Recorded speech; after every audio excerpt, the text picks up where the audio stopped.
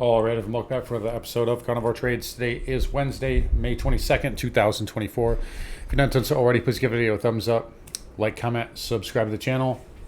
Come find me on carnivoretrades.com for swing trading alerts, analysis, and live day trading. Anyways, let's get into it today. So we just had NVDA earnings come out. Again, doing the video a little bit late as they report around 4:20. And you can see the spiders are up here about $1, not really anything too major yet, and the Qs are up about $2.50 or so. Currently, you can see NVDA here just hammering on that 1,000 handle, or just shy of it rather. A lot of call interest there, and I'm wondering to see where this ends up because they just beat revenues at 26 versus 24.69. Earnings per share beat pretty good. 6.1 versus 5.6. They always lowball those numbers. But the big news is they announced a 1-for-10 split. So that is going to, and their adjusted margin now 78.9. It's a little bit down from 90, which it was previously. But either way, will be interesting to see how that plays out. There will be likely a premium crush tomorrow, and it looks like 1,000 is probably going to be the magic number. I could see this maybe going up to maybe 1050. I think there was an 8%, 8.5% move baked in, so I think that would take you to around 1050 or so. But it looks like it's stalling out just at just under 1,000. So maybe a little bit of a pin there. We'll be seeing how that works out tomorrow. Do a lot of calls get closed out? Do we see another gap and crap type move? Certainly a possibility, and again, it's a good beat, but it's not really. It looks kind of like what it's doing here, right? So this last quarter went from 926 to 974. Today we're going from 940 to 1,000. It's about the same size move, so it's not like a moonshot or anything, but it is certainly helping out the spiders and the triple Qs. You can see here 457 handle there on the triple Q. That is a new all-time high, and there for the NQ as well. It is backing off just a little bit here. Today was interesting, though, and we'll get into NVIDIA a little bit more here as this develops. But today was interesting. So we started off really quiet. We kind of figured that would happen.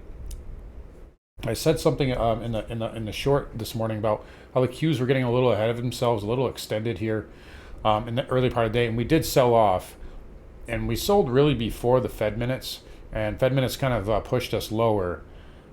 Essentially what was said is, the big headline was some members see rate hikes not being off the table, and possibly even, I think they said even later this year.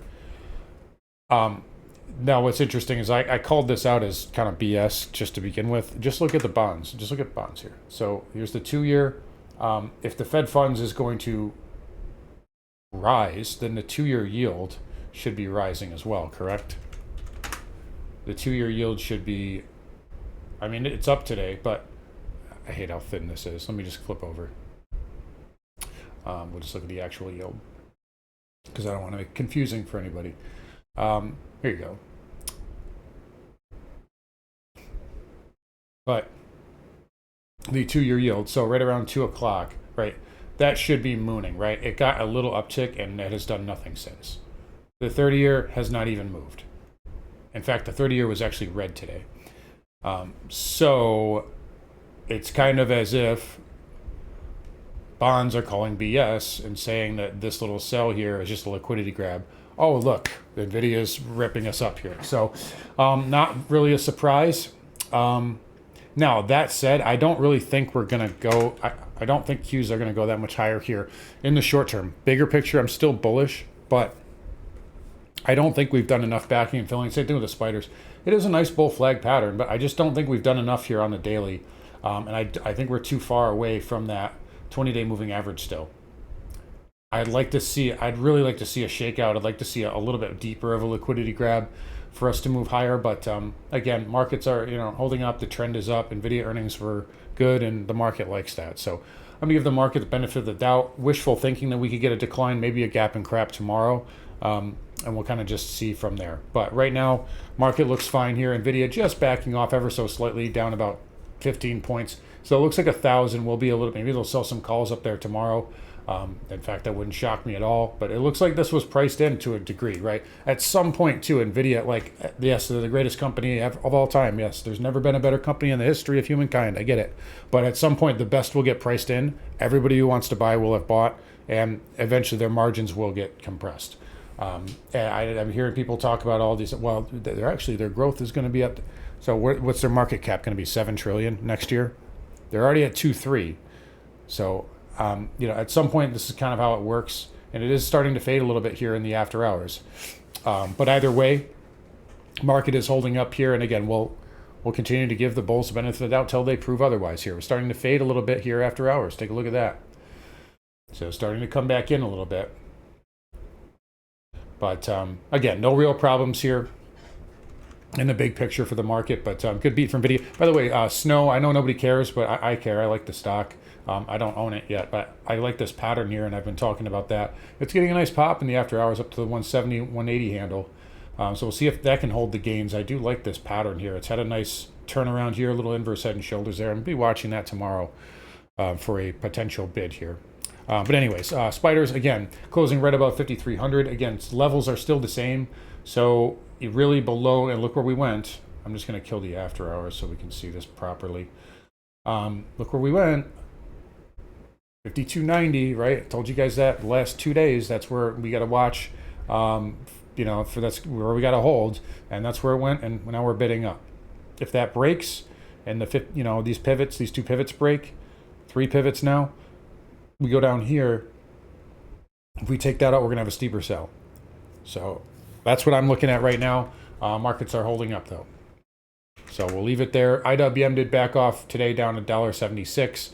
I still think this set is setting up for a move here, but it was down today. Notably divergent from the Qs too. Look at this. I talked about this morning as well. IWM selling off, and the Qs were just ignoring that, just going higher. So that was maybe a little bit of a leading indicator that we were going to fade in the afternoon, and we did do that. Diamond here down 212. It's fractionally lower actually in the after hours. So NVIDIA not in the Dow. That's not really affecting it at all. Again, 400 still a little bit of a cap here in the near term. No problems with the pattern there. On the diamond, let's look at the SMH in the after hours. 237. So it's actually, I'll flip those after hours back on. Yeah, so really not up that much now. NVIDIA 972, so really not the greatest pump, all things considered. So much for, and again, this could change. Jensen Wang could get on there and pump and talk about AI, I guess. You can talk about China, I don't know. But not so far pretty pedestrian. It's a good beat numbers-wise, but it's not like, oh my God, we're at 1,200 or anything like that. And again, it's harder. It's a $2.3 trillion company now. So it's harder for it to pump. Market makers aren't going to get screwed like they did last year. They're ready for it. So, but good price action there. Let's just look at AMD here. AMD up a little bit. Intel, ARM, we day traded this today. That's up a little bit here. SMCI. Speaking of day trades, I got stopped out pretty good on WSM today. This was a gap and crap if there ever was one. That is an epic. I've never seen anything that egregious before. Look, this has wiped out a month worth of trading here. But I mean, actually, like over a month. Yeah, if we go to the weekly, wild stuff here. But anyways, yeah, semi's holding up. Cloud here up a penny on the day. I still like what it did on the weekly. Failure on the inside bar bear pattern. So I'll be watching that for a setup here potentially. Dow Transports manages to carve out a gain. It is holding that 618 right now. So we'll see if that can get a bid there. Hearing a lot of talk about the divergence between the transports and everything else. It's true. And it's not something to ignore, but the transports have been flat for 3 years, right? And spiders are at all-time highs, Qs are all-time highs. So they can kind of ignore that as long as the semis are holding up. But it's something to keep an eye on. Transports are weak, and I've been noting that for the last couple of weeks too. Rates here, well, yeah, let's go to the chart. So rates were up today. Not a ton. 2-year still firming up. 5 is still your big level there. There's a little more minor pivot at, let's say 4.9. 5's a little bit weaker. So the long end of the curve, yield curve's a little bit weaker. And again, you're seeing the yield curve. Everybody talking about, oh, well, utilities are rallying. That means we're going to slow down. Why is the yield curve doing this then? Explain that, please. Bond market's smarter than stocks. So in any case, yields inching up a little bit, except on the long end. But, to be fair, utilities are really strong. And XLP's had a nice run too. Maybe it's a precursor to something, but the bond market's still not saying so. Anyway, XHB, still very weak. Nice retrace all the way up to 110. I just want to throw a fib here, actually. I wonder if that's a 786. Yeah, there it is. 786, and yeah, failure there. Well, not a failure, but a good retest. So go figure. Bonds finally getting kind of a rally here off the lows, and now XHB. In fact, look at this. March 28th. And, okay, so not quite. But bonds have been rallying for a couple weeks now, and XHB has not really been able to do much. It's actually came back in. So go figure, yields rising for the last couple of years, and XHB just keeps pumping, and then now yields starting to come in, and XHB can't get out of its own way now. So down 2.5. I think Toll Brothers were after the bell too, if I'm not mistaken, or was that? Oh, that was yesterday. Yeah, Toll Brothers were today. So a pretty good hit there, and that did obviously weigh down in the XHB. So right back into that trend line there. We'll see what it does tomorrow. VNQ again testing our level, filled the gap. Got to hold this by the end of the week, otherwise I think it's vulnerable down back into the 82 area, maybe lower. XLF down, good little sell Monday bounce, and then down again today. So banks still a little bit on the weaker side. JPM bouncing at a 20 MA, and it's holding up for now. If it starts to go sideways, it could put in a bear pattern though, so just be aware of that. Trend is still very strong and very much up. KRE backing off to the 20 again. That trend line was money, so that's still holding up. And then KBE backing off here as well. I don't know, maybe false breakout so far on the weekly. It could still put in a higher low very easily though, so I don't think it's necessarily a short or anything. It's still holding up. XHB, yeah, broker dealers were weak today. I noticed this, down 1.75. Definitely on the weaker side. 20 MA is your first minor support, and then 610 to 615. So broker dealers coming in, oil coming in as well. 1, 2, 3 down. This is looking more and more and more like a bear flag. So I don't like oil right now. Actually, I like it down probably into the low 70s. That doesn't mean it's going to go right there tomorrow, but it does seem like it's setting up for that. And XLE had this was a failed breakout, right? We noted this pattern, say, hey, it's firming up a little bit, and then it rolled over today. Not good. So not good price action. I would love to see more backing and filling on this. I'd love to see it come down to 87. I'd really like it down there. And then XOP again, same thing. OIH, really good outside move on OIH. Got above all these pivots, and then just came into those red bars and just couldn't hold it. So definitely a little bit on the weaker side there was oil and oil services. CCJ down 3%, no real problems. And same thing with URNM, no problems there, but it is backing off. Nat gas getting another pop up 5%. That's why I said, be careful. Like if we had gone straight up, I would have liked it short, but we didn't. So I've been backing off. I do think it's interesting here, though. You're into this double top on the end, and 320. I mean, that's a big. Look how long it took to break that down. So there should be a lot of supply there, and maybe even a little bit above that. I mean, I could see, 330, 340. Nat gas overshoots. There's a lot of shorts in this. People were asking me about shorting this, like a month ago, and people were saying there's no way it's ever going to get back above 220. And I said, it's a commodity. It's at multi-decade lows, guys, and it's got a ton of shorts in it always. So it doesn't take much. It's just like a little bit of a dry match, and you get a 33% move in a few weeks. Now it's starting to get a little extended. It is getting attractive as a short. I'd like to see a little bit more, though. Maybe today was a climax candle. We'll see. But very, very strong. Again, May-June seasonality is strong for nat gas. Dollar index with a good rally here, up 0.25%. Got to get above 105. Then 105.50 again. I keep saying it, but the weekly chart, if I can look on it right, is fine. And if you get back above these moving averages and stay above there, again, this just becomes another higher low. I keep hearing about how the dollar's going to crash, and I'm waiting on it. All right, so gold backed off a little bit here today. So 23.82. Little double top. Maybe, trend is still nicely up. This could easily put in a higher low, but it is backing off a little bit here. Silver, pretty good outside candle. I hear a lot of people whining about it. Dude, it's up 30%, right? And it was at 22 in February. Okay, relax, dude. It's going to have a down day. It's not going to go up 10% every day for the rest of our lives. So it's just a down candle. It's going to do backing and filling, right?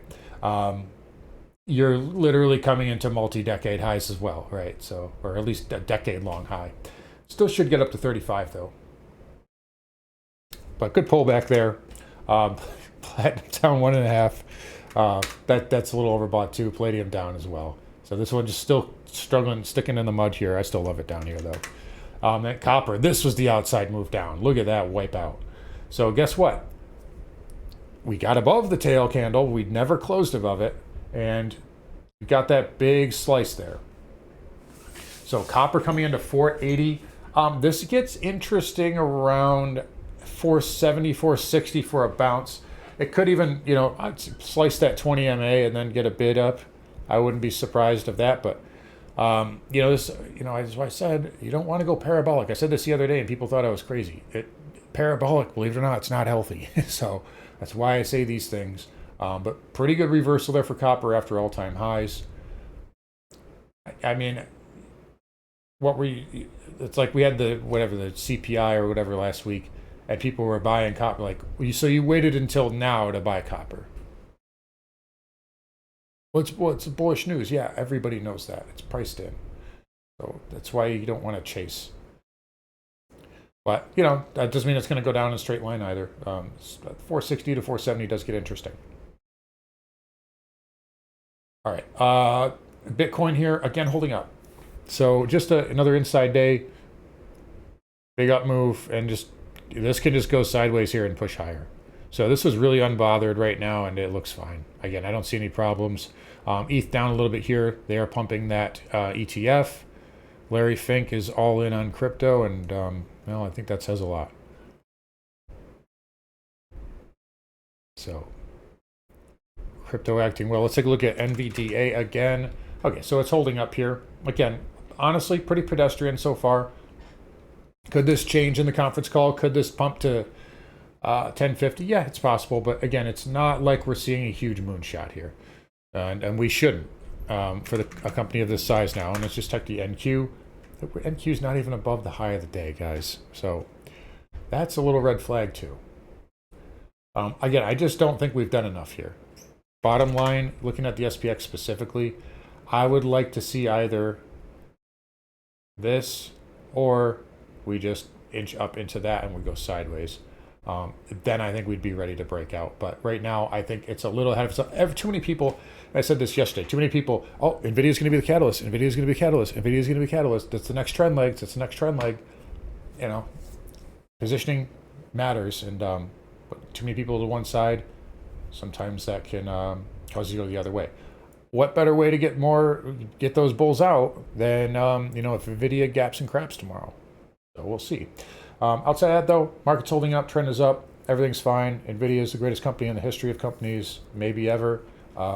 And hopefully your FOMO calls do well. So anyways, guys, we're going to wrap up here. You guys take care. Come find me on carnivoretrades.com. I'll see you guys all tomorrow.